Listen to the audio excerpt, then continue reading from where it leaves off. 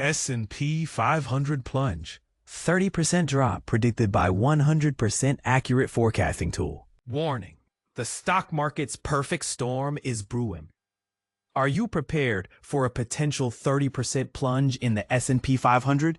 A forecasting tool with a staggering 100% historical success rate is sounding the alarm. But before we dive into the details, let's set the stage. The first 7 months of 2025 have been a wild ride for Wall Street. The S&P 500, Nasdaq Composite, and Dow Jones Industrial Average experienced a heart-stopping drop in early April, only to rebound with record-breaking single-day point gains just a week later. The S&P 500 has since rallied by over 25% in merely 3 months, achieving this feat for only the 6th time in its history. But here's where it gets controversial.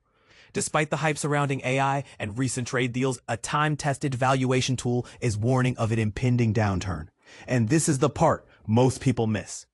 The S&P 500's Shiller P ratio, also known as the CAPE ratio, has consistently predicted future stock returns with uncanny accuracy. So, what does this forecasting tool reveal? As of July 23rd, the S&P 500's Shiller P ratio stood at 38.79, just shy of its current bull market high.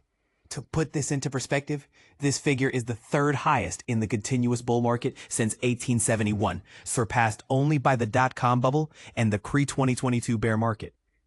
Historical precedent is clear. When the Shiller P ratio has exceeded 30 in the past, the S&P 500, Nasdaq Composite, and/or Dow Jones Industrial Average have fallen between 20% and 89%, with the latter ring being a Great Depression outlier.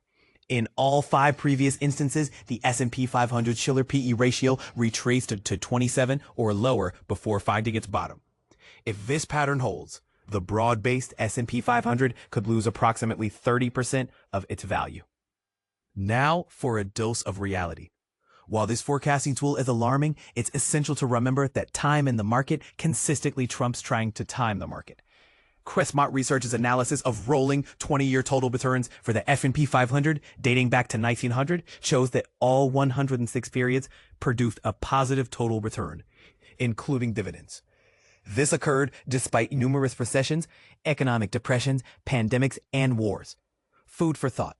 Bespoke Investment Group's data reveals that since the Great Depression, S&P 500 Bay markets have averaged just 286 calendar days, less than 10 months, while bull markets have averaged 1,011 calendar days, approximately 3.5 times longer. So, what's an investor to do? If the Shiller P ratio correctly forecasts a 30% decline, long-term minded investors should seize this opportunity to invest for their future, knowing that time and history are firmly in their corner. Should you invest $1,000 in the S&P 500 index right now? Before making a decision, consider the Motley Fool Stock Advisor team's latest recommendations. They've identified what they believe are the 10 best stocks to buy now, and the S&P 500 index isn't one of them. These stocks could produce monster returns in the coming years. Join the discussion. Do you think the S&P 500 is due for a 30% correction? Or will it continue to defy historical precedent? Share your thoughts in the comments below. Disclosure, the views and opinions expressed herein are those of the author and do not necessarily reflect those of Nasdaq Inc. The Motley Fool has positions in and recommends Moody's. The Motley Fool has a disclosure policy. Stock market warning. Top strategist predicts 12.8% correction in 2025. The stock market might be on the brink of a significant correction, and some of the most seasoned analysts are warning investors to stay cautious. But here's where it gets controversial. Despite recent gains, many experts believe the rally could soon face a tough period ahead. One such voice is Barry Bannister, the chief U.S. equity strategist at Stifel, who predicts a challenging second half of 2025. For stocks, his outlook is driven by concerns over high valuations and a slowing economy, factors that could trigger a downturn. Bannister recommends shifting investments toward defensive value stocks, which tend to be more resilient during market declines. Even though the market has rebounded impressively since its sharp dip in April, Bannister warns against complacency. He forecasts that the S&P 500 could fall to around 5,500 by the end of the year, implying a potential drop of nearly 13% from current levels. This projection might seem surprising. especially since the market continues to hit new highs. But Bannister's cautious stance is rooted in his analysis of recent market trends. Notably, he entered 2025 with one of the lowest price targets among major Wall Street strategists, and his prediction proved prescient when the S&P 500 declined by about 19% between mid-February and mid-April. Bannister's reasoning hinges on two main points. Valuations are currently excessive, and economic growth is expected to slow down. He emphasizes the importance of examining the core of the economy, specifically consumer spending and business investment, rather than volatile factors like inventory changes, which can distort GDP figures. In his view, the data suggests a slowdown is likely in the latter half of the year. Supporting his outlook, Bannister shared a chart illustrating the relationship between core GDP and S&P 500 returns. The current trend indicates that annual returns could turn negative in the coming months, signaling a potential correction. Regarding valuations, Bannister described stocks as expensive and at a very high level.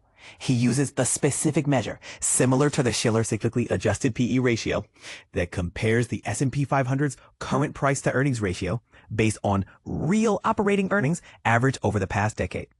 This metric shows the market is in a state of valuation extreme mania, comparable to level seen in 2021, 2000, and 1929, suggesting investor optimism about AI and other technological advances may be overly exuberant. Bannister warned that a macroeconomic downturn could be the catalyst that finally disrupts this euphoria. However, he also notes that a market decline isn't guaranteed. If the Federal Reserve's chair, Jerome Powell, cuts interest rates a couple of times in response to subdued inflation, stocks could rally again. Many other Wall Street analysts predict the market will remain relatively flat for the rest of 2025, with target levels around 6,000. Yet, some, like Julian Emmanuel from Evercore ISI, are more skeptical, warning of a possible 15% decline in the coming months. In the near term, Bannister's investment advice leans toward favoring defensive value stocks, those that tend to perform better during downturns. Over a longer horizon of 10 years, he remains optimistic about value stocks, small cap companies, and international equities, which often offer growth opportunity outside the overheated U.S. market. So the big question remains, is the current rally sustainable, or are we heading for a correction? Do you agree with Bannister's cautious outlook, or do you believe the market can defy these predictions? Share your thoughts in the comments. This debate is far from over.